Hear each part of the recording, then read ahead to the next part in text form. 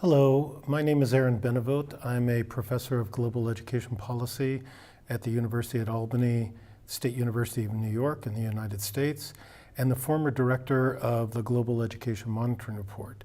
It's a real pleasure and honor to be here with you today, and I appreciate this opportunity to tell you a little bit about this issue around higher education and the Sustainable Development Goals. As I'm sure you're aware, 2 years ago, the 193 member states of the United Nations adopted a new global development agenda.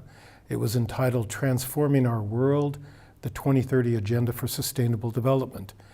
At its heart is a comprehensive set of 17 Sustainable Development Goals, including one on education, the fourth one. The new development agenda established an ambitious vision for economic, social, and environmental priorities until 2030, and succeeded both the Millennium Development Goals and the Education for All goals, whose deadlines expired in 2015. Member states have also outlined a process to follow up and review progress nationally, globally, and by goal, and the monitoring framework involves 169 targets and 230 global indicators. And in the past 2 years, more than 60 countries have submitted voluntary national reviews that describe efforts to advance the Sustainable Development Goals in each of their countries. Among the many advocates of the new agenda, be they member states, international agencies, civil society groups, academics, and corporations, education and lifelong learning are understood to play a critical role in the transformation toward a more sustainable future, working alongside initiatives from government, civil society, and the private sector. Not only does education shape learners' knowledge, values, attitudes, behavior, and perspectives, it also contributes to the acquisition of competencies, skills, concepts, and other tools which can be used, for example, to reduce and even halt unsustainable practices and build resilience in the face of environmental degradation and the impact of climate change. As noted in the quotation from the former president of the International Association of Universities, the new agenda provides many opportunities for institutions of higher education to contribute to a more sustainable world at the local, national, regional, and global levels. The question is how and in what ways they will take up this challenge. The overarching aims of my presentation are twofold. First, to briefly examine how higher education is integrated in the global goal on education. And secondly, to indicate steps higher education institutions and systems can consider as part of their commitment to advancing the global goal on education and furthering the new agenda on sustainable development. The arguments and data for this presentation have been culled from the 2016 GEM report and from a 2016 policy paper entitled 6 Ways to Ensure Higher Education Leaves No One Behind.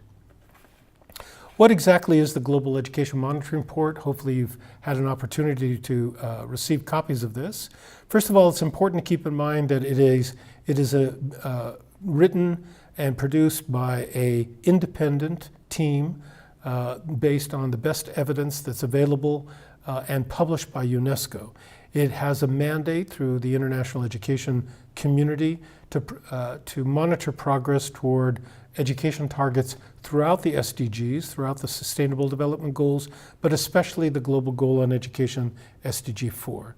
It draws on a tremendous amount of data and evidence, but also commissions background research from leading experts around the world in order to analyze national, regional, and global progress in education. It also focuses on high levels of educational inequality from a special database that the team has prepared over the last 10 years that looks in particular at within-country disparities on many educational outcomes. The team publishes a full report, an executive summary, a gender review, and a series of policy papers. It's launched in over 60 countries and at the UN, and often attended by high-level ministers and sector stakeholders. it receives it receives a significant amount of media coverage, usually on the average between 400 to 500 articles per month, and the website has been, on an annual basis, seen by more than 600,000 people. You will see that in this slide that the GEM report has its roots in the EFA Global Monitoring Report that was mandated to monitor progress on the 6 EFA goals. You can see here pictures of the covers of the EFA reports. And you will see also the main report that I will be focusing on here, the first of the new series, the GEM Report series, which was launched last year in September, and focuses in particular on the broad Sustainable Development Agenda. I wanted also to bring to your attention the fact that today, October 24th, the next of the GEM Report series, which focuses on the issue of accountability in education, is being launched. And if you go and Google GEM Report UNESCO, you will be able to access this newest report that will be launched today. The 2016 GEM Report is organized in 2 major sections. One section deals with the main targets under Sustainable Development Goal number 4 and some cross-cutting issues around finance and systems. And then the main thematic chapters are organized in 6 themes: planet, prosperity, people, peace, place, and partnerships. And in each of these chapters looks at the links between education and many of the issues in relationship to these themes, and also how changes in these areas have an impact on education. I will be taking the order of the content of the report in reverse order, so I'll talk first of all about the thematic chapters and then move briefly to the monitoring chapters. The first chapter on planet draws together those working to improve human development and environment for the first time. Education and lifelong learning is thought to help with the shift to a more sustainable way of life. Considerable evidence shows education to be the best tool for climate change awareness, and schools and higher education institutions help students understand environment problems, their consequences, and the types of action required to address them. Education also enhances people's resilience to climate-related risks and encourages their support and involvement in mitigation actions.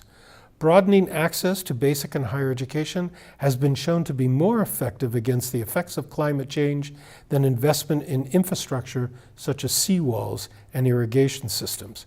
But one of the takeaways in this chapter is that we must stop thinking of learning as something that only happens in classrooms if we are to start living in a more sustainable manner.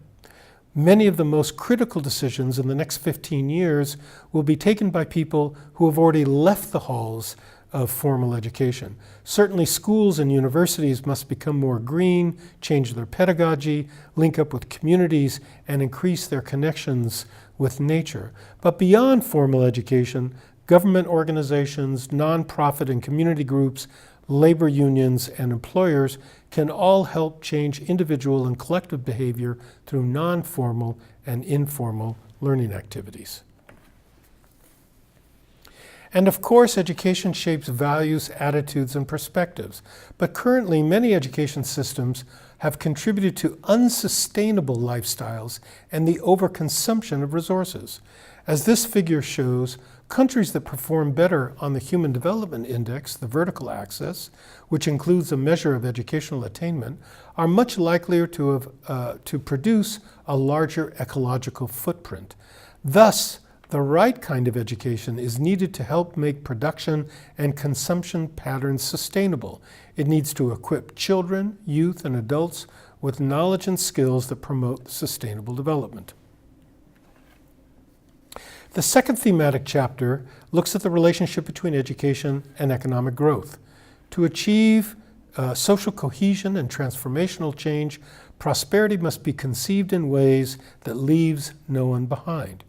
Education also has a role for making production and consumption sustainable, for supplying skills for the creation of green industry, and orienting higher education and research toward innovation. The European Commission estimates that at least 1 million new research jobs will be needed to meet a target of increasing EU research and development expenditure to 3% of the gross national product. The greening of today's industries and the growth of new green companies will require high-end skills through research and innovative development. For example, it's estimated that governments need to increase research and development on energy by up to 5-fold to achieve a quick transition to low carbon intensity. But this will require continuing education and training in medium and low skills jobs, often on the job itself. Education matters for economic growth. There's an urgent need to expand technical, vocational, and professional education at the tertiary level in middle and upper skill occupations that are more prone to automation. We cannot replace originality and social intelligence with computers. The case for expanding tertiary education in developing countries is further supported by recent evidence on labor market returns to education. Historically, the estimated benefits to investment in education were lower for higher education than for primary and secondary education. Based on this, the World Bank and many other agencies discouraged investment in higher education.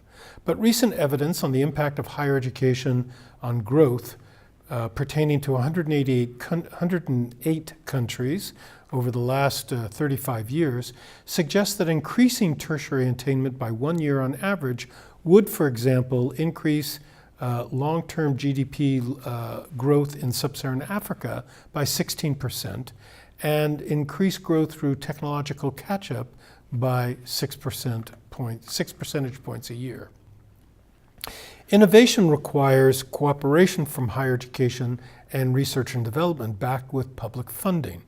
To develop new technologies, higher education systems need to provide enough researchers and developers with specialized knowledge and skills.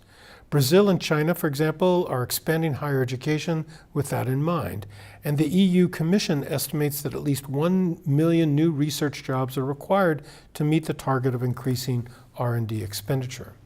Green innovation systems depend on public funding, since the private sector may be unable or unwilling to invest in green technologies in the early stages of development. Public R&D spending in energy and the environment is only a fraction of the total public R&D budget, averaging less than 6% in the EU, less than 12% in the OECD countries.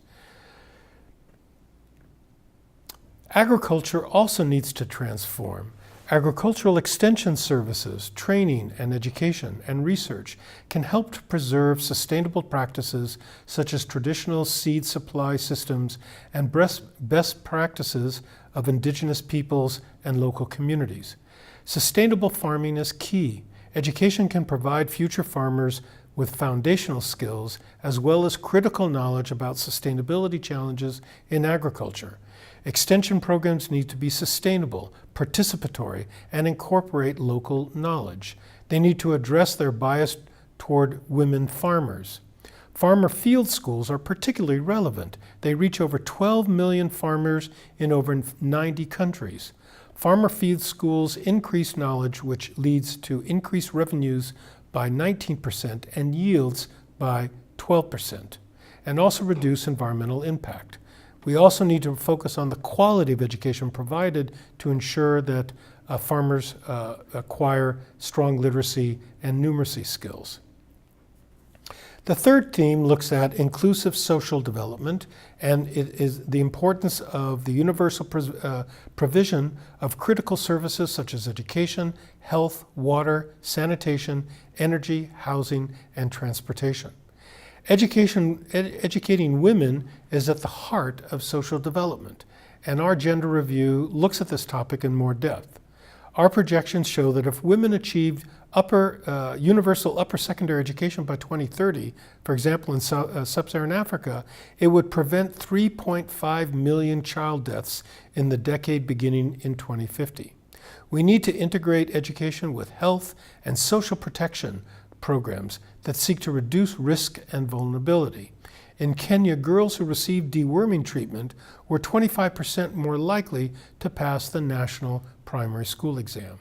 Schools have huge potential to be used to deliver health and nutrition interventions. By one estimate, it costs 1/10 the amount to deliver simple health interventions through teachers in local schools than through mobile health teams.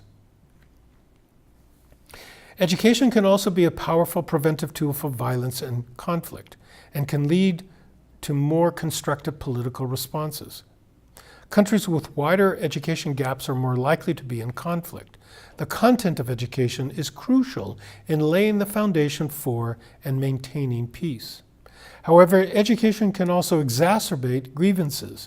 For example, if the language in textbooks discriminates against certain population groups, and yet of all peace agreements signed between 1989 and 2005, only 1/3 made mention of education at all.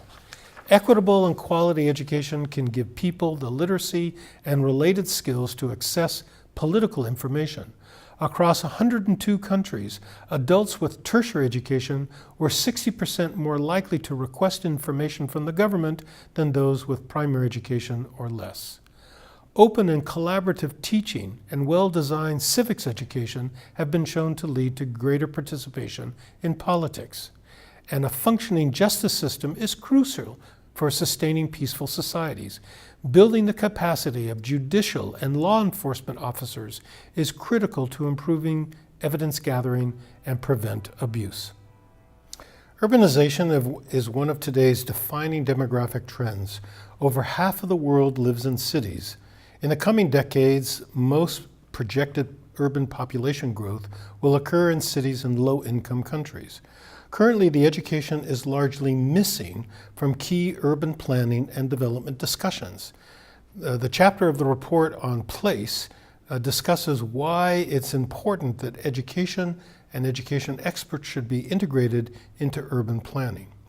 Fast urbanization is putting a strain on education systems. More than 1/3 of urban residents in poor countries live in slums or shanty towns. Many are characterized by poor access to basic services, including education, and especially to education that is publicly provided. Meanwhile, migrants face challenges such as discrimination, language barriers, unemployment, exploitation in the informal economy. This means that they need skills only education can provide. The last chapter in the thematic section looks at the issue of partnerships, but for the purposes of time, or due to time constraints, I will skip over this and move now directly to the monitoring section. These are the main targets under the fourth sustainable goal on education. And it's important to keep in mind some of the key characteristics of this new agenda on education in relationship to the past agenda. First and foremost, it's a universal agenda. It is meant to be applicable to all countries, not just those in the global south. It is rooted in the notion that education is a basic human right and an important public good.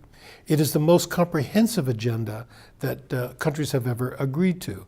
It includes targets both for non-formal and formal education, early childhood, basic education, technical vocational education, higher education for the first time, and lifelong learning. It is the most ambitious and transformational agenda that has yet been put forward. The idea of universal primary and secondary education is without historical precedent, even in the time frame allotted up until 2030. There's a strong focus on equity issues, the idea of leaving no one behind, and that no goal should be considered achieved unless achieved by all. It is very much output-oriented, so there's a big focus on relevant and effective learning outcomes, both at the primary and secondary level, but also looking at non-cognitive skills for employment and decent work, knowledge and skills for sustainability and global citizenship, and literacy and numeracy for adults.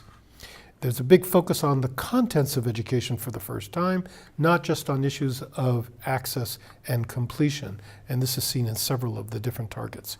The three targets that I'll be focusing on here in the time that we have remaining is targets 4.3, 4.7, and 4.B.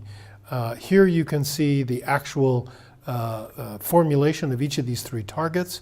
4.3 talks about equal access for all women and men to affordable and quality technical, vocational, and tertiary education, including higher education. That's obviously a key target. Target 4.7 is the one that deals with in many ways the contents of education, and in some ways is one of the most revolutionary targets to be put forward, that talks about ensuring that all learners acquire knowledge and skills needed to promote sustainable development, including among others through education for sustainable development and sustainable lifestyles, human rights, gender equality, the promotion of a culture of peace and nonviolence, global citizenship, and the appreciation of cultural diversity. The other target that is very clearly involving higher education is target 4.b, that talks about the importance of expanding the number globally of scholarships available to students from developing countries who can enroll in institutions of higher education, especially in some of the STEM areas in developed countries. So these are the three targets that I'd like to discuss very briefly in terms of the findings from the 2016 GEM report, and then conclude with some policy recommendations.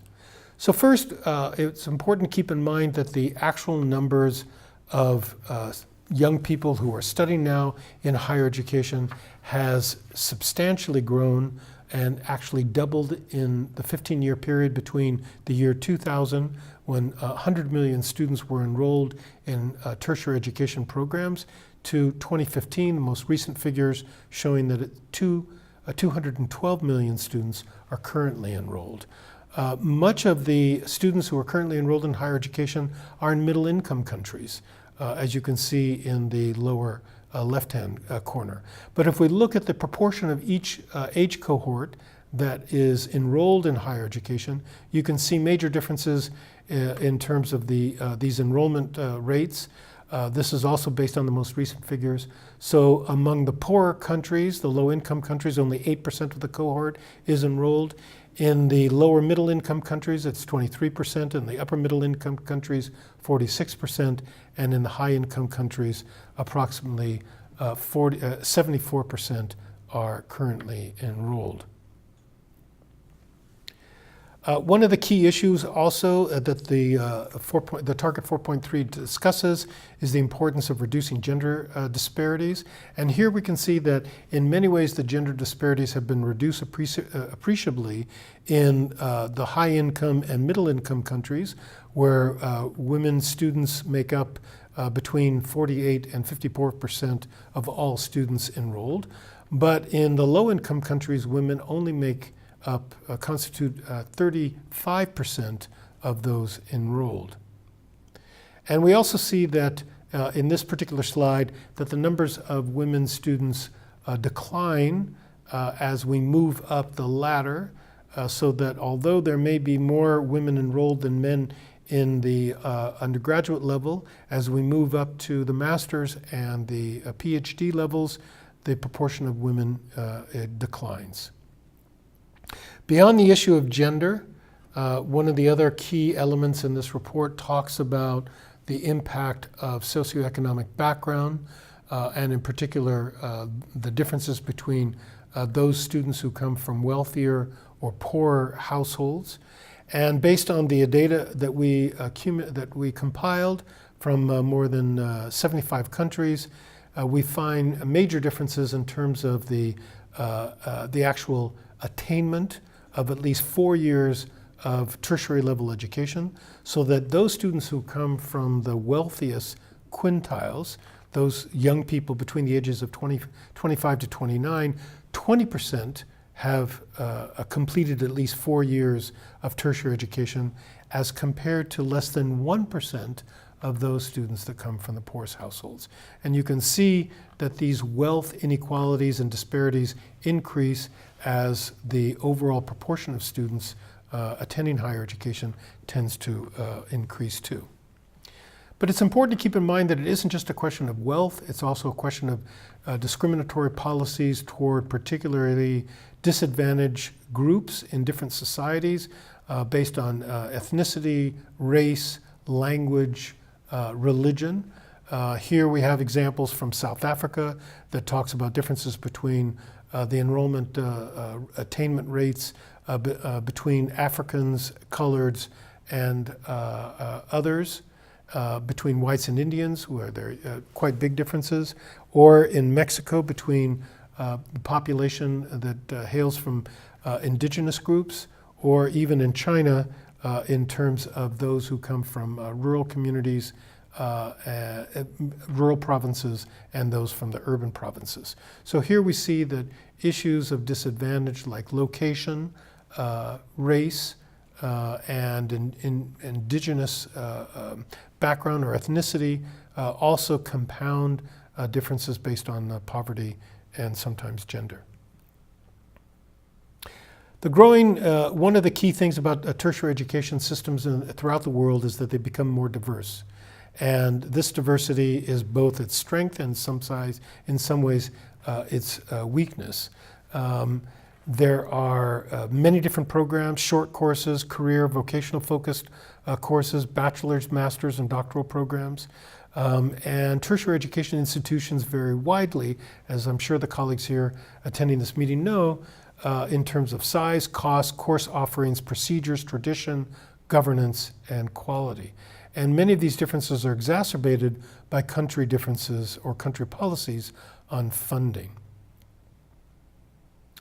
One of the things that we see is that initial investments in higher education in countries with very small rates of participation are very expensive. At the tertiary level, spending on research and development can be significant.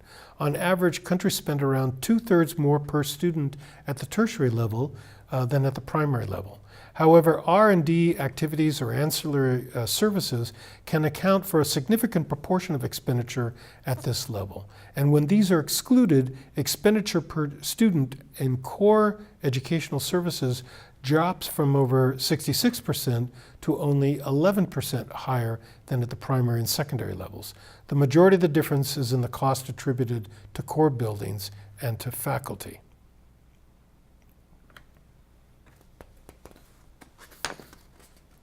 As more students enroll in higher education, the cost per student becomes more affordable. Increases in country GDP and overall public expenditure on education both have positive effects on tertiary enrollment. But households still pick up a very significant cost of education. In the poorest countries, their share of total spending on education has almost tripled, is almost triple than that in the richest countries. New analysis shows that information on household spending is often available in many countries, but is rarely used by policymakers. And the other point to keep in mind is that much of the aid that goes to, or that is defined as aid to higher education, really doesn't receive or doesn't reach the recipient countries. About 70% of aid to higher education in recent years was dispersed for scholarships and imputed student cost, rather than strengthening higher education institutions in developing countries. One of the ways in which university systems can help improve the accessibility of education is to look at issues around affordability, and in particular, the main issue here is the kinds of policies that are put in place to support those who come from more modest backgrounds, in particular, the kinds of policies that might involve lower tuition fees, need-based scholarships, loan repayments based on incomes that can be organized in different ways to make higher education much more affordable.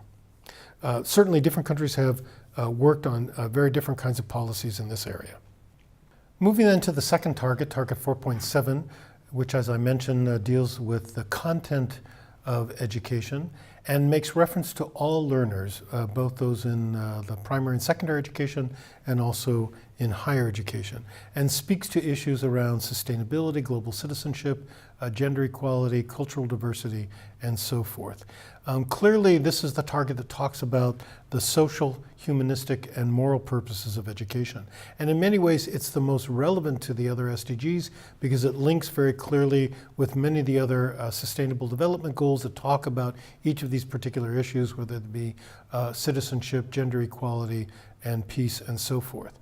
And it has a very strong emphasis on all learners, which means that it's important to think about learners at every education level, including lifelong learning. And obviously one of the big problems here is the issue of the many concepts that are included in the target, many of which are umbrella concepts that are very difficult to operationalize and to gather data and to do monitoring.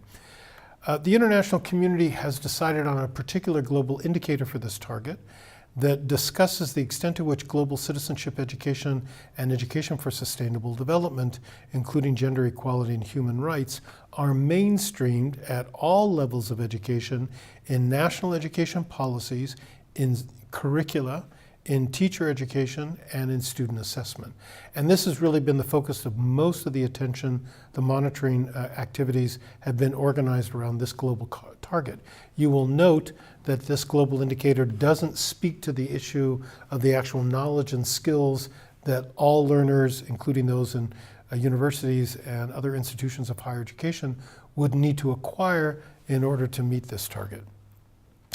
Having said that, this global indicator is not one that has a long history of having been measured certainly at the international level and not even at the national level. And many of the concepts in this target are quite contested, and there's very little consensus of what would be the actual content domains of each of the concepts that are mentioned.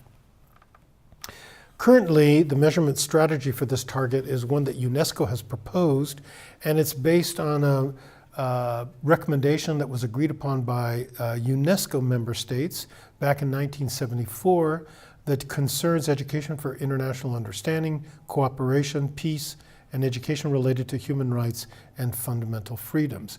All the member states of UNESCO are obligated to provide a report on this particular recommendation every 4 years, and thus far there have been 5 consultations. UNESCO has commissioned a review of some 90 plus country reports that were submitted between 2005 and last year, and based on that so they found evidence of the extent to which countries have been mainstreaming or including issues around sustainability in curricula in some of their education policy and so forth. What was decided was to expand the survey that went out to countries some months ago and ask countries to provide more elaborate information about other aspects that are related to Target 4.7, and thus far more than 80 countries have submitted national reports, and the findings of these reports are going to be discussed by the UNESCO General Conference next month. At that point, the information would need to be validated by UNESCO's Institute for Statistics.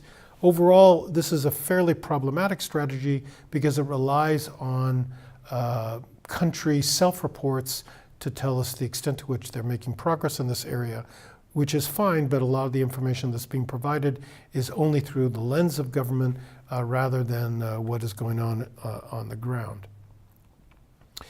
The GEM report, as you would see if you open up the chapter on Target 4.7, went about monitoring this target with using slightly different data sources.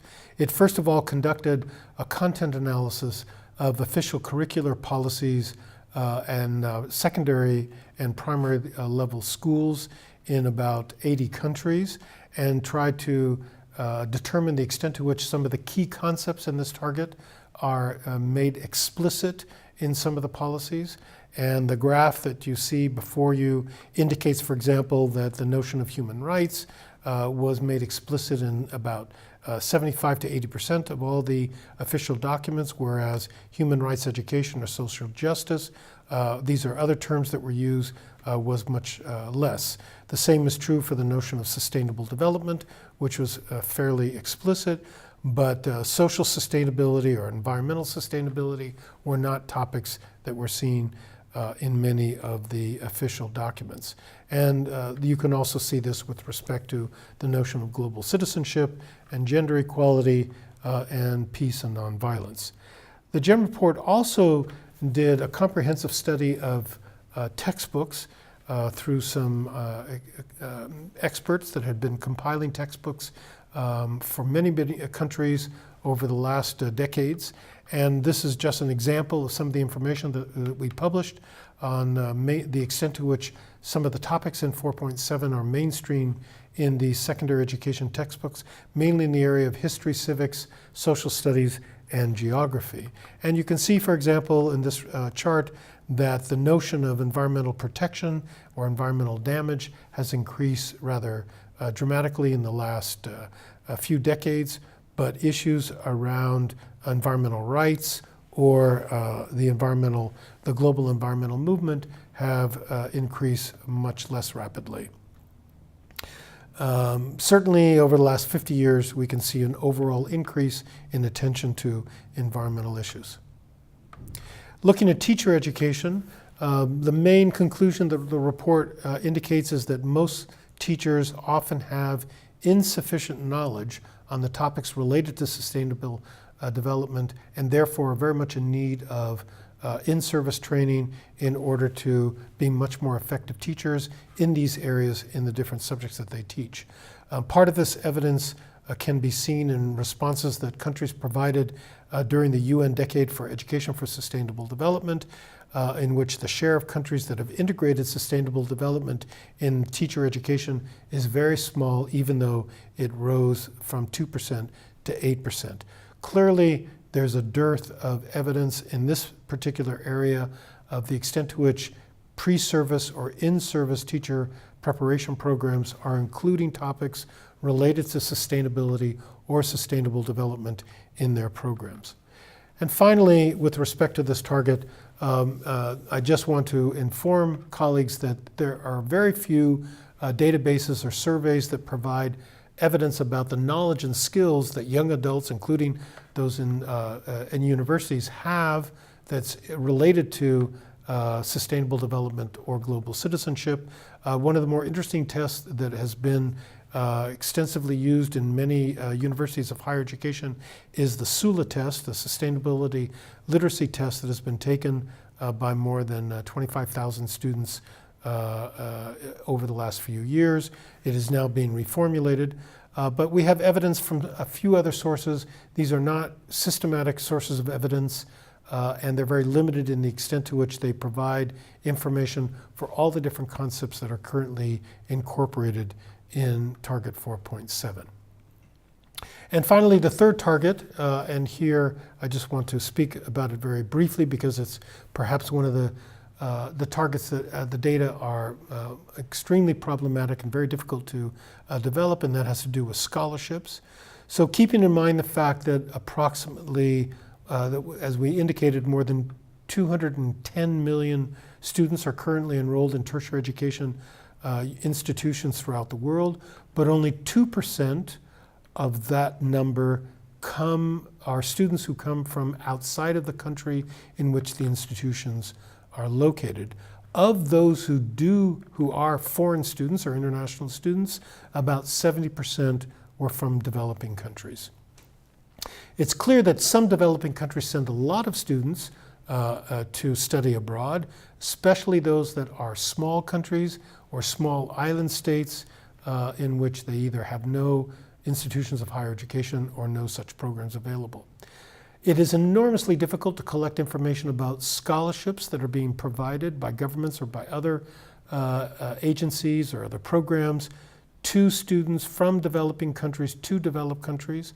We initiated a background report from the International Institute of Education located in New York City, and they put together information from more than 50 government scholarship programs, of which 9 were based in the developing world, and they estimated that there were approximately 22,500 scholarships that were offered in the academic year 2014-2015.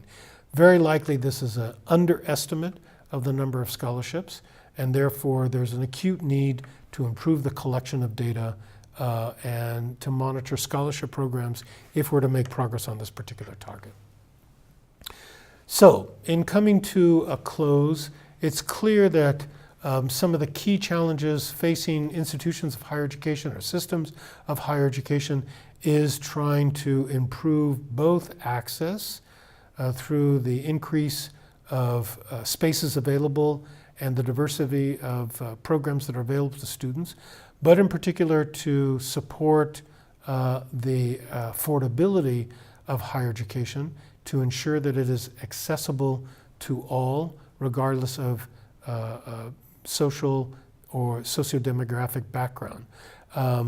The main recommendations that we made in the policy paper that I mentioned at the beginning of my presentation, in which some of the key issues here are discussed both in this slide and the next slide. The 6 key policies that we discuss is the importance of guaranteeing equity and affordability in the regulatory frameworks, putting things in law, keeping an eye on who the target students are, making sure that the ones who are most in need or that have faced the greatest discrimination are the ones that are getting help and assistance from the government or from universities. It's important to step up the monitoring of the kinds of higher education students and their backgrounds and the extent to which they complete degrees, and to ensure that they're getting equal opportunities. And the need to vary student aid policies in relationship to different groups, and some kind of agency we recommend should be established in order to coordinate this kind of student aid. We also think that there needs to be discussion of different kinds of admission criteria and perhaps affirmative action policies in order to ensure that those students that have been historically disadvantaged in terms of their access to higher education can gain greater access. And also issues around different ways to enable students to pay back loans in relationship to their income. I would suggest that you, if you have time, to read the policy paper that discusses each of these different policies in greater depth and detail. So in conclusion, I think that the GEM report makes a very strong argument that higher education systems and institutions can play a very significant role in contributing to the 2030 Sustainable Development Agenda. The report talks about the importance of increasing and expanding access and affordability, of making higher education more relevant by reconsidering the aims and purposes of higher education systems in light of many of the sustainability themes and topics, and promoting innovation through different degree programs and course offerings, and in particular enabling students to acquire the kinds of knowledge and skills they need for the green industries that are being established and expanded.